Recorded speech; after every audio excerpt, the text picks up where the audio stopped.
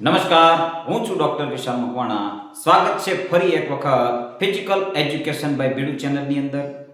સૌને ખ્યાલ છે યોગ, સ્વાસ્થ્ય અને શારીરિક શિક્ષણ જે 11મું ધોરણ છે એને એ પાઠ્યપુસ્તક છે એને આપણે સંપૂર્ણ કવર કરેલું છે. આજથી છે ધોરણ 12 છે એના પ્રકરણ શરૂ થવાના છે. એનો સિલેબસ આપણે પૂર્ણ કરવાનો છે. આખું ધોરણ 12નું યોગ, સ્વાસ્થ્ય અને શારીરિક શિક્ષણની બુક છે એને આપણે કવર કરી ત્યારબાદ છે એ પદ્ધતિના પ્રશ્નો પણ એના પણ આપણે વિડીયો અપલોડ કરવાના છીએ. એની સાથે સાથે એક કોમેન્ટ એવી પણ હતી કે સર અગાઉ જે પેપર લેવાનું છે એને સોલ્યુશન કરાવવું, એને પણ આપણે ત્યારે કરી લઈશું. તો સૌને ખ્યાલ છે કે દરેક ધોરણ 9, 10, 11, 12 કોઈ પણ પાઠ્યપુસ્તક છે યોગ, સ્વાસ્થ્ય, શારીરિક શિક્ષણનું લઈ લઈએ તો શરૂઆતના પ્રકરણની અંદર યોગના કેટલાક પ્રકરણ આવે છે, આસનો આવે છે, અથવા તો યોગનું આખું જે અંગો છે એ આવે છે. આપણા ધોરણ 12ના પાઠ્યપુસ્તકની અંદર સીધું આસનનું એક ચેપ્ટર છે.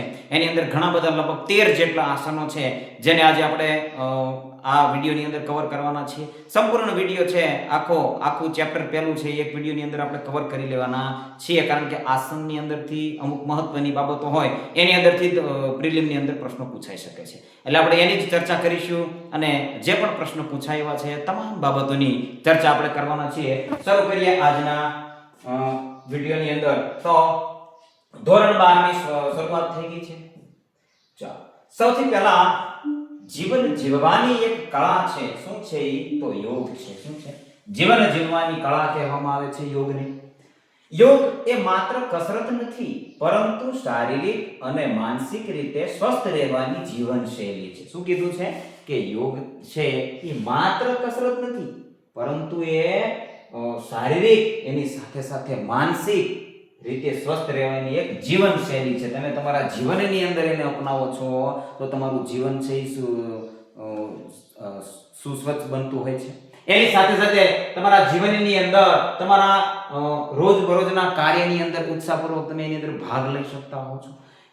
આપણી યાત્રા શું છે? તો પાયાના બેઠક એટલે કે આસનો, શારીરિક સંતુલન, વિશિષ્ટ અને કઠિન આસનો, સંપૂર્ણ વિશ્રામ આપવાનો છે. આસન છે, જો આસન છે એ તાત્કાલિક એટલે કે એની અંદર જે આખી આસન બાંધવાની ક્રિયા છે એની અંદર, કારણ કે એની જે આસન બાંધવાનું છે એની પહેલાની પોઝિશન હોય છે, કઈ રીતે બાંધવું એને ખાસ જોવામાં આવે છે. એની સાથે એને ટકાવવાનું છે. પછી એ આસન બાંધેલી સ્થિતિમાંથી કઈ રીતે છોડવું, આસન એક આસન કર્યા પછી એને કઈ વિપરીત આસન, એટલે કે તમે ધોરણ 9ના પાઠ્યપુસ્તકની અંદર જોયું હશે કે એની અંદર પૂરક આસન આવો શબ્દ આવે છે. 11મા પાઠ્યપુસ્તકની અંદર પણ આવે છે પૂરક આસન. તો એ પૂરક આસન કરવામાં આવે છે.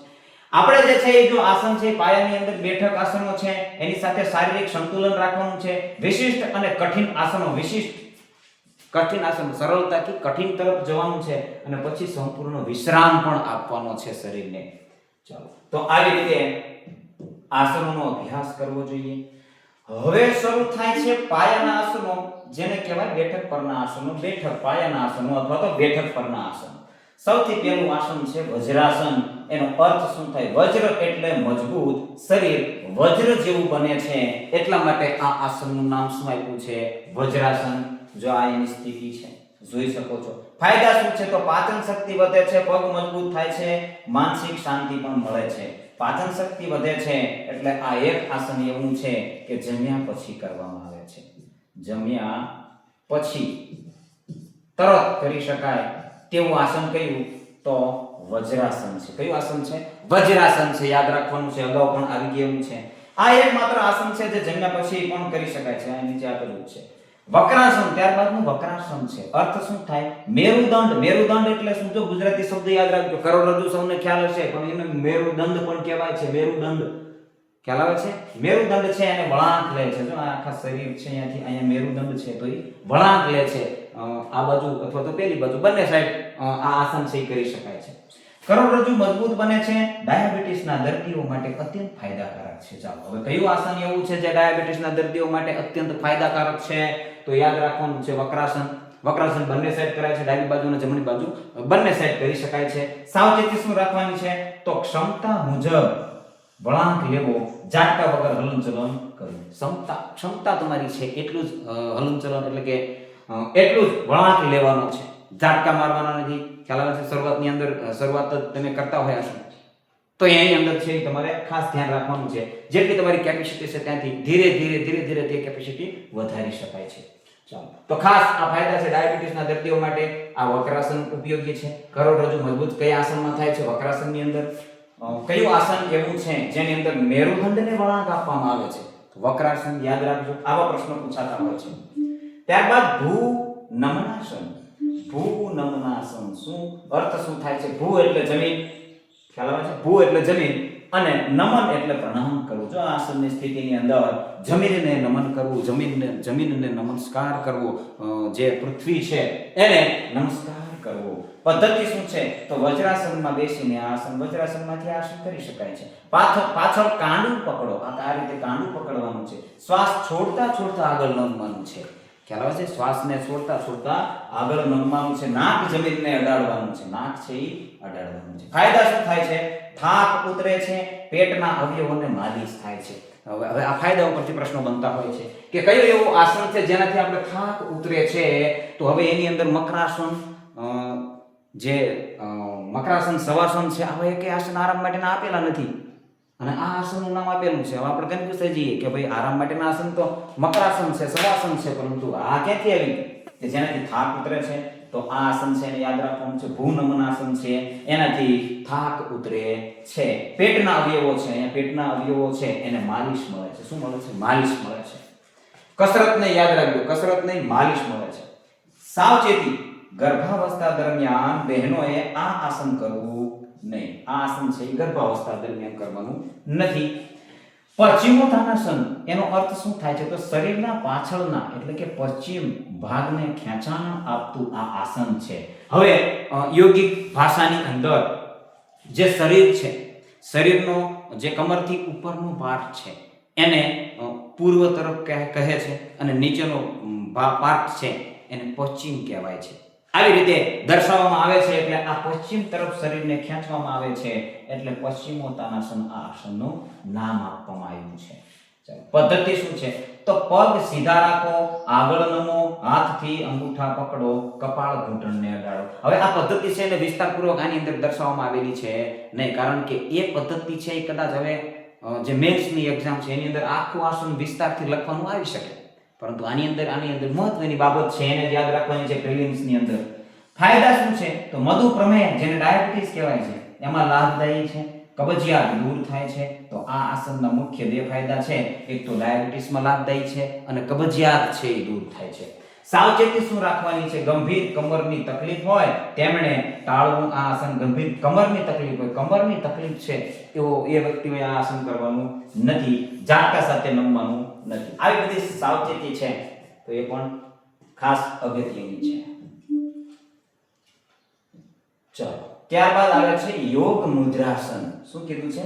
યોગ મુદ્રાસન. સ્થિતિ એની શું છે? તો પદ્માસનમાંથી આગળ નમવાની મુદ્રા છે. પદ્માસનમાં બેસવાનું છે અને પછી આગળ નમવાનું છે. હાથ બંને પાછળ રાખવાના છે. આવી રીતે નહીં, પરંતુ આમ ખાલી જોડવાના આવે છે. ફાયદા તો પાચન શક્તિ તેજ બને છે, માનસિક તણાવ ઓછો થાય છે. પાચન શક્તિ તેજ બને છે, માનસિક તણાવ છે ઓછો થાય છે. સાવચેતી આસનમાં શું રાખવાનું છે? નમતી વખતે નિતમ જમીન પરથી ઊંચા ન થઈ જાય. આ જાંઘનો ભાગ છે, જ્યારે નમો છો તો શરીર છે અહીંયા ચોંટેલું રહેવું જોઈએ, ઊંચું થવું જોઈએ નહીં, તેનું ધ્યાન રાખવાનું છે. ત્યારબાદનું આસન છે કુક્કુટાસન. કુક્કુટાસન, કુકડા જેવું આસન. કુક્કુટનો અર્થ શું થાય છે? કુકડા જેવું આસન. યાર આવો પ્રશ્ન પૂછાય છે કે પ્રિલિમની અંદર કે કયું નીચેનામાંથી કયું આસન કુકડા જેવું છે? કુક્કુટાસન. જો અહીંયા તમે સ્થિતિ પણ જુઓ છો, પદ્માસન વાળી અને એની પગની વચ્ચેથી બંને હાથ કાઢવાના છે અને શરીરને ઊંચું કરવાનું છે. બેલેન્સ વાળું આસન છે. ફાયદા શું છે? તો હાથ છે તો બિલકુલ હાથ, છાતી, ખભાના સ્નાયુઓ મજબૂત બને છે. હાથના સ્નાયુઓ મજબૂત બને છે, છાતીના સ્નાયુ મજબૂત બને, ખભાના સ્નાયુ મજબૂત બને, એની સાથે સાથે પેટના સ્નાયુ પણ મજબૂત બને છે. સંતુલન પણ વધે છે. સાવચેતી શું રાખવાની? કાંડા કે ખભાની ઈજા હોય તેવા આ આસન કરવાનું નથી. કાંડાની ઈજા હોય કોઈને અથવા ખભાની ઈજા હોય, કોણીની ઈજા હોય, એને પણ આ આસન કરવાનું નથી. ચાલો, આવી મહત્વના મુદ્દાઓ છે એને આપણે કવર કરેલા છે. મકરાસન આવે છે. ચલો આની અંદર મકરાસન, આ ઊભું મકરાસન છે, આવી રીતનું આવતું નથી. મકરાસન છે, સૌને ખ્યાલ જ છે. મકર એટલે મગર જેવું આસન છે. બંને હાથને આવી રીતે રાખી અને કપાળનો ભાગ છે ટેકવાનો હોય છે. બિલકુલ રિલેક્સની સ્થિતિમાં રહેવાનું છે. મકર એટલે મગર જેવો આકાર થાય છે. ફાયદા શું છે? તો શ્વસન ક્ષમતા વધારે છે, માનસિક શાંતિ, આરામ આપે છે. સાવચેતી શું રાખવાની? સગર્ભા મહિલાઓએ આ આસન કરવું નહીં. સગર્ભા મહિલાઓ હોય છે તેઓએ મકરાસન કરવાનું નથી. ભલે આરામનું આસન છે છતાં પણ એ આસન કરવાનું નથી. ધનુરાસન આવે છે. અહીંયા ધનુષ જેવી સ્થિતિ બને છે આકારની, એટલે ધનુરાસન કહેવામાં આવે છે એ આસનને. એના ફાયદા શું છે? તો પેટના સ્નાયુઓ મજબૂત બને છે, કરોડરજ્જુની લવચિકતા એટલે એની ફ્લેક્સિબિલિટી વધે છે. શું વધે છે? ફ્લેક્સિબિલિટી વધે છે. એનું હલનચલન ક્રિયા છે વધતી હોય છે. સાવચેતી શું રાખવાની છે? હૃદય કે ફેફસાની નબળાઈ ધરાવતા લોકોએ આ આસન નથી કરવાનું. હવે આ ફાયદો, આ સાવચેતી છે ખાસ યાદ રાખવાની છે, કારણ કે આવો પ્રશ્ન પૂછાય કે હૃદય કે ફેફસાની તકલીફ હોય અથવા તો નબળાઈ હોય તેઓએ કયું આસન ન કરવું જોઈએ? તો ધનુરાસન ન કરવું જોઈએ. ખ્યાલ આવે છે? ત્યારબાદ આસન આવે છે, ખૂબ જ સુંદર આસન છે, આકર્ષક છે, દેખાવનું આસન છે, જે આસનને દ્વિપાદ શિરાસન કહેવાય છે. હવે આ દ્વિપાદ, દ્વિ એટલે બે, પાદ એટલે પગ, બે પાદને શિર એટલે માથું, માથાના ભાગે બે પગને ચડાવવા, એટલે એને આ આસન કહેવામાં આવે છે. દ્વિ એટલે બે, પાદ એટલે પગ, બંને પગ માથા પાછળ રાખવામાં આવે. હવે એક પાદ ચડાવીને કોઈ આસન કરે છે તો એક પાદ શિરાસન કહેવાય. આપણા અભ્યાસક્રમની અંદર દ્વિપાદ શિરાસન છે. ચલો પદ્ધતિ, આવું આસન આવે છે. જો પાછળની તરફ બે અને આવી રીતે નમસ્કારની સ્થિતિ કરવાની. બેસીને બંને પગને વારા ફરતી ગરદન પાછળ ગોઠવવાના છે. બંને હાથની નમસ્કાર મુદ્રા ધારણ કરવાની છે. ફાયદા શું થાય છે?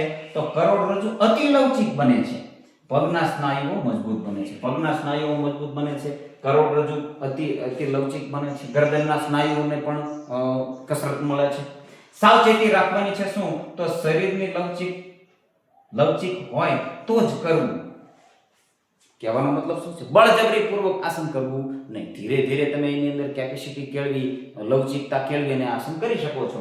શરૂઆતમાં માર્ગદર્શકની મદદ લેવાની ફરજિયાત છે. શરૂઆતમાં માર્ગદર્શકની મદદ લેવી જોઈએ. આ આસનની પ્રેક્ટિસ માટે એક પાદ શિરાસન કરી શકાય છે. એક પાદ શિરાસન એટલે એક પાદ ચડાવો, વળી એને ઉતારી બીજો પગ થોડી વાર ચડાવીને હોલ્ડ કરી રાખો, પછી ધીરે ધીરે બંને પગ તમે ચડાવી શકો છો. વિશિષ્ટ અને સંયુક્ત આસનોનો ભાગ 2 આવે છે. પદ્મ સર્વાંગાસન. પદ્મ જ્યાં લાગે એટલે પદ્માસન એની અંદર આવશે. યાદ રાખજો, પદ્મ મયુરાસન હોય, પદ્મ શીર્ષાસન હોય, પદ્મ કોઈ પણ પ્રકારનું હોય, પદ્મ લાગે એટલે પદ્માસન એની અંદર આવશે, એડ થશે. અર્થ શું છે? તો શરીરનો નીચેનો ભાગ પદ્માસનમાં અને ઉપરનો ભાગ છે એ સર્વાંગાસનની સ્થિતિમાં રહે છે. જો અહીંયા પૂર્ણ સ્થિતિ છે, આ ખરેખર સર્વાંગાસન પૂર્ણ સ્થિતિમાં આવી બાદ પગની છે એ પદ્માસનની સ્થિતિમાં ધારણ કરવાનું છે. આને કહેવાય પદ્મ સર્વાંગાસન. સર્વાંગાસનનો અર્થ શું થાય? ચાલો આવો પણ પ્રશ્ન પૂછે છે. સર્વાંગાસન એટલે શું કામ સર્વાંગાસન કહેવામાં આવે છે? કોમેન્ટની અંદર જણાવવાનું છે સર્વાંગાસનનો અર્થ શું થાય છે. ફાયદા તો કરોડના મણકા અને મગજમાં રક્તનું પરિભ્રમણ વધે છે. શું કામ? કારણ કે આખો બોડી પાર્ટ છે એ ઊંચો થાય છે, એટલે નીચેનો ભાગ છે માથાનો ભાગ છે, અને એની અંદર રક્ત છે સંચરણ ઝડપી બને છે, વધારે બને છે, એટલે એનું પરિભ્રમણ થાય. સ્મૃતિ શક્તિ તેજ બને છે. સ્મૃતિ એટલે શું? યાદ શક્તિ છે એ તેજ બને છે. આ આસન નિયમિત કરવાથી યાદ શક્તિની અંદર વધારો થતો હોય છે. હવે આની અંદર સાવચેતી શું રાખવાની? થાઇરોઇડ ગ્રંથિ ફૂલેલી હોય, હૃદયની તકલીફ હોય કે અતિ મેદસ્વી એટલે શું? થાઇરોઇડ ગ્રંથિ ક્યાં આવે? આ ખ્યાલ હોવો જોઈએ. તો થાઇરોઇડ ગ્રંથિ છે એ ગળાના ભાગે આવે. ક્યાં આવે છે? ગળાના. હવે આ આસનની અંદર જો ગળાનું સંકોચન થાય છે. હવે થાઇરોઇડ ગ્રંથિ ફૂલેલી હોય અથવા થાઇરોઇડ ગ્રંથિનો કોઈ પણ રોગ હોય તો આ આસન કરવાનું નથી. એની સાથે સાથે મેદસ્વી એટલે ચરબીવાળા જાડા પાડા લોકો, તો એમને આ આસન કરવું નહીં. પગ ઊંચા કરતી વખતે આંચકો ન મારો, આંચકો નથી મારવાનો. કોઈ પણ આસન છે એ ઝાટકા સહિત કરવાનું હોતું નથી. આરામથી આસન કરવાનું છે. એની સ્થિતિ સમતોલન જાળવતા જાળવતા એની સ્થિતિની અંદર આવવાનું છે. શ્વાસોશ્વાસની ક્રિયા પણ એટલી અગત્યની છે આની અંદર. તો થાઇરોઇડ ગ્રંથિ, જો થાઇરોઇડ ગ્રંથિ છે અને આવેલી હોય છે અને એની અંદર ચાર કોર્નર બાજુ પેરાથાઇરોઇડ ગ્રંથિ આવેલી હોય છે. ચાર હોય છે પેરાથાઇરોઇડ. આ પણ ખાલી જાણ ખાતર થાઇરોઇડ ગ્રંથિ આવી છે તો એ ખાલી આપણે માહિતી લઈ લઈએ. ઉચ્ચ કક્ષાના સંતુલનના આસનોમાં અષ્ટ વક્રાસન, અષ્ટ એટલે 8, શું કીધું? અષ્ટ એટલે 8, વક્ર એટલે વળાંક, 8 વળાંક. આ શરીરની અંદર તમારો 8 વળાંક થાય છે. આ અષ્ટ વક્રાસન છે. ખૂબ જ સુંદર આકર્ષક દેખાવડું આસન છે. 8 અને અઘરું પણ એટલું આસન છે. ચલો, અદ્ભુત ફાયદા છે આના. કાંડા મજબૂત થાય છે, ભુજા, ખભા, સ્નાયુઓ અત્યંત મજબૂત બને છે, શરીરની લવચિકતા આવે છે, ફ્લેક્સિબિલિટી આવે છે, અદ્ભુત સંતુલનની ભાવના વિકસે છે. સંતુલન એટલે આ આસન બેલેન્સનું આસન છે. એટલે બેલેન્સ, આપણા શરીરનું બેલેન્સ જાળવવા માટે આ ખૂબ જ અગત્યનું આસન છે. સાવચેતી શું રાખવાની છે? તો આ એક કઠિન આસન છે. અન્ય આસનોમાં નિપુણતા મેળવ્યા પછી જ આ અભ્યાસ કરવો. એક જ દિવસમાં કરવાને બદલે ક્રમશઃ પ્રેક્ટિસ કરવી. એક દિવસમાં આ આસનને કરી લેવાનું નથી. પ્રેક્ટિસ કરતા કરતા નિપુણતા પ્રાપ્ત કરી અને આ આસનની અંદર તમે વધારે સમય સુધી પણ તમે આ આસન હોલ્ડ કરી શકો છો. હવે આવે છે બીજું એવું અઘરું આસન. જો આપણા પાઠ્યપુસ્તકની અંદર પણ શરૂઆતના આસનો છે એ બિલકુલ સરળ આસનો આપ્યા છે. એનો અભ્યાસ કરતા કરતા અને લાસ્ટની અંદર જો આવા અઘરા આસનો આવે છે. કઠિન આસન છે વૃશ્ચિકાસન. એનો અર્થ થાય છે શરીરનો આકાર. વૃશ્ચિક એટલે વીછી, યાદ રાખવાનું છે. વૃશ્ચિક એટલે વીછી. જો વીછીનો જે પાછળનો આંકડો હોય છે ને એવી સ્થિતિ અહીંયા થાય છે ને, તો વૃશ્ચિકાસન, વીછી જેવું આસન એટલે વૃશ્ચિકાસન. ફાયદા શું છે એના? તો અંતઃસ્ત્રાવી ગ્રંથિઓ પર સકારાત્મક અસર કરે છે. અંતઃસ્ત્રાવી ગ્રંથિ, આપણા શરીરની અંદર 2 પ્રકારની ગ્રંથિઓ જોવા મળે છે. કેટલા પ્રકારની? 2 પ્રકારની. કઈ કઈ? તો કે અંતઃસ્ત્રાવી ગ્રંથિ અને બાહ્યસ્ત્રાવી ગ્રંથિ. અંતઃસ્ત્રાવી ગ્રંથિ કોને કહેવાય? તો કે એ ગ્રંથિ છે એ અંદરની તરફ છે એનો સ્ત્રાવ વહાવે છે. બાહ્યસ્ત્રાવી ગ્રંથિ તો એ ગ્રંથિ છે બહારની તરફ સ્ત્રાવ છે એને વહાવરાવે છે. તો અંતઃસ્ત્રાવી ગ્રંથિ અને બાહ્યસ્ત્રાવી ગ્રંથિ. એની અંદર અંતઃસ્ત્રાવી ગ્રંથિઓમાં સકારાત્મક અસર કરે છે, જેથી ચિરોવન એટલે કે યુવાની પ્રાપ્ત થાય છે. હાથ, ખભા મજબૂત બને છે. લાંબો સમય સુધી તમારે યુવાની ટકાવી રાખવી હોય તો આ આસન તમે કરી શકો છો. બિલકુલ સરળ આસન છે એવું કહી શકાય. બિલકુલ સરળ આસન છે. આ આસન કરો એટલે તમારી યુવાની છે એ ટકી રહેશે. ગંભીર સાવચેતી છે આની અંદર. ગંભીર સાવચેતી, અત્યાર સુધી બધામાં સાવચેતી આવતી, આની અંદર ગંભીર સાવચેતી આવી છે.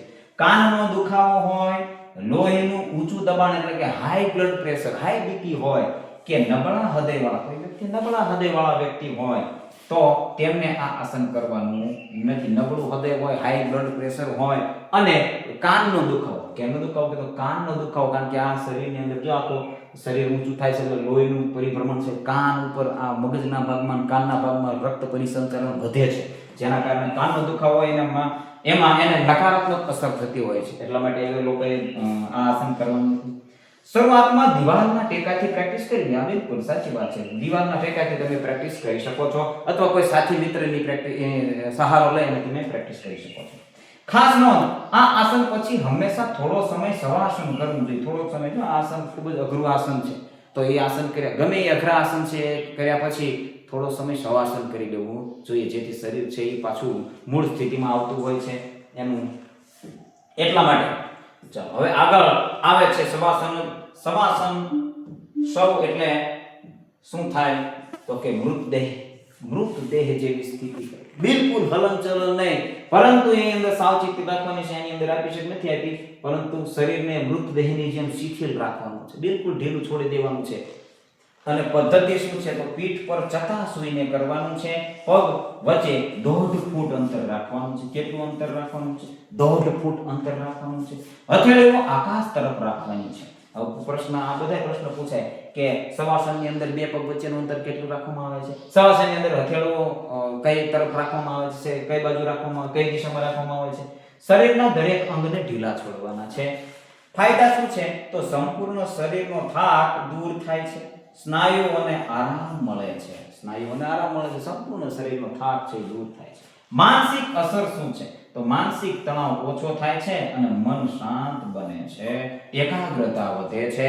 આની સાથે સાથે સાવચેતી ખાસ એ રાખવાની છે કે આ આસન કરતી વખતે નિંદ્રા અવસ્થામાં જવાનું નથી. આ આસન છે એ જાગ્રત અવસ્થામાં કરવાનું આસન છે. બની શકે છે બહુ થાક લાગ્યો હોય ને ત્યારે તમે શવાસન કરો છો અને ઘણા મિત્રો નિંદ્રાસનમાં જતા રહેતા હોય છે, ઊંઘ લઈ લેતા હોય છે, તો એ સાચી રીત છે નહીં.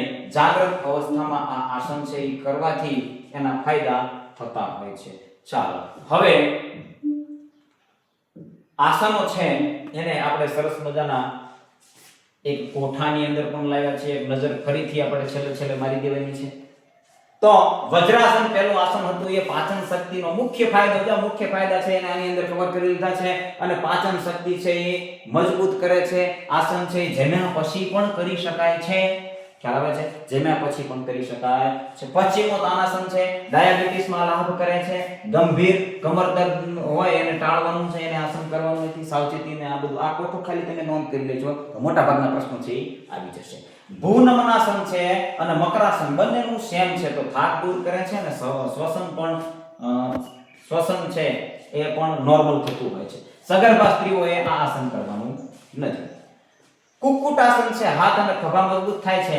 કાંડા અને ખભાની ઈજા હોય તેમને આસન કરવાનું નથી. ધનુરાસન આસન છે તો કરોડરજ્જુની લવચિકતા એટલે કે ફ્લેક્સિબિલિટી વધે છે.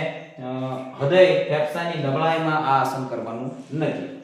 પદ્મ સર્વાંગાસન છે સ્મૃતિ શક્તિ વધે છે, રક્ત પરિભ્રમણ વધે છે. મગજના ભાગમાં ખાસ કરીને મગજના ભાગમાં અથવા તો માથાના ભાગમાં થાઇરોઇડ હોય, મેદસ્વીતા હોય એ લોકોએ આ આસન કરવાનું નથી. ત્યારબાદ આવે છે વૃશ્ચિકાસન. ચિર યૌવન પ્રાપ્ત થાય છે એટલે કે યુવાની પ્રાપ્ત થાય છે. યુવાન હોય અને કરતા હોય તો યુવાની લાંબો સમય સુધી ટકી રહે છે. હાઈ બીપી હોય, નબળા હૃદયવાળા હોય આ આસન ટાળવાનું છે, કરવાનું નથી. દરેક આસનની ચોક્કસ પદ્ધતિ અને માર્ગદર્શન માટે અગાઉની સ્લાઇડનો સંદર્ભ લ્યો. એટલે હવે આ દરેક આસન છે આગળનો આ ડાયરેક્ટ તમે કોઠો ચાલુ કર્યો હોય તો આગળના આસન છે એને આપણે જોઈ લેવાના છે.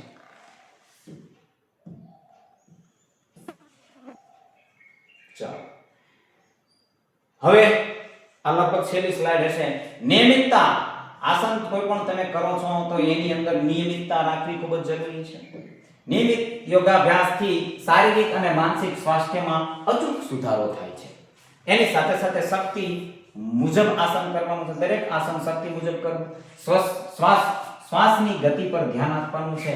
શરીર સાથે ક્યારેય જબરદસ્તી કરવાની નથી. આસન કરવામાં આવે છે શ્વાસોશ્વાસની ક્રિયા પણ એટલી મહત્વની છે. દરેક આસનની પદ્ધતિની અંદર પણ લખેલું હોય છે કે શ્વાસ છોડતા આ સ્થિતિમાં આવવાનું છે, શ્વાસ ભરતા આ સ્થિતિમાં આવવાનું છે. તો આવી રીતે ઘણી બધી માર્ગદર્શિકા આપેલી હોય છે. માર્ગદર્શન શું છે? તો કોઈ પણ નવું કે કઠિન આસન હંમેશા નિષ્ણાતની સલાહ મુજબ અથવા તેમની હાજરીમાં આસન છે શરૂ કરવાનું છે. સંપૂર્ણ આસન વિશે તમારે જાણી લેવાનું છે, ત્યારબાદ આસન કરવાનું છે. યોગ એ તમારી પોતાની, તમારા દ્વારા અને તમારા સુધીની યાત્રા છે. તો આજના આ વિડિયોની અંદર બસ આટલું જ છે અને ચેપ્ટર 1 છે એને આજે પૂર્ણ કરી દીધું છે. હવે આવતા વિડિયોની અંદર ચેપ્ટર 2 છે.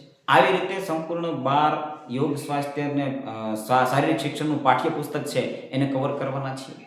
દરેક વિડિયો છે કદાચ થોડોક લાંબો ભલે થાય પરંતુ મોટા ભાગના ચેપ્ટર એવા છે જે એક વિડિયોની અંદર પૂર્ણ થઈ જશે. એની સાથે સાથે ટેલિગ્રામ ચેનલની અંદર એના પ્રશ્નો પણ આપણે સાથે કવર કરતા જઈએ છીએ. થોડાક એની અંદર પાછળ છીએ પરંતુ દરેક ચેપ્ટર છે એની અંદરથી પ્રશ્નો છે એની ક્વિઝ સ્વરૂપે તમને ટેલિગ્રામ ચેનલની અંદર મળે છે. કોઈ મિત્રો નવા હોય અને ટેલિગ્રામ ચેનલની અંદર જોડાવા ઈચ્છતા હોય તો આપણે ડિસ્ક્રિપ્શનની અંદર એની લિંક હશે, વોટ્સએપ ગ્રુપની પણ લિંક હશે. તો એ બંને ગ્રુપ છે એ ખૂબ જ ફાયદાકારક છે. એની અંદર જુદી જુદી માહિતી પ્રોવાઈડ કરવામાં આવતી હોય છે. તો એની અંદર તમે જોડાઈ શકો છો. વિડીયો ગમે છે લાઈક જરૂર કરી દેજો અને ચેનલને સબસ્ક્રાઇબ હજુ સુધી ના કરી હોય તો ચેનલને સબસ્ક્રાઇબ કરી દેજો. અને આજના આ વિડીયોને અહીંયા પૂર્ણાહુતિ કરતા યોગાભ્યાસનો આગળનો એક ચેપ્ટર હશે અને તમે જોયું હશે કે 4 પાઠ્યપુસ્તક કદાચ તમે પરચેસ કર્યા હશે તો જોયું હશે કે સૌથી નાનું બુક છે એ આ છે, પાતળી બુક છે, સૌથી પાતળી બુક ધોરણ 12ની બુક છે. કારણ કે એની અંદર યોગાભ્યાસના પ્રકરણ છે ઓછા છે. આ એક પ્રકરણ છે નાના, પછી એક પ્રાણાયામનું છે પૂરું.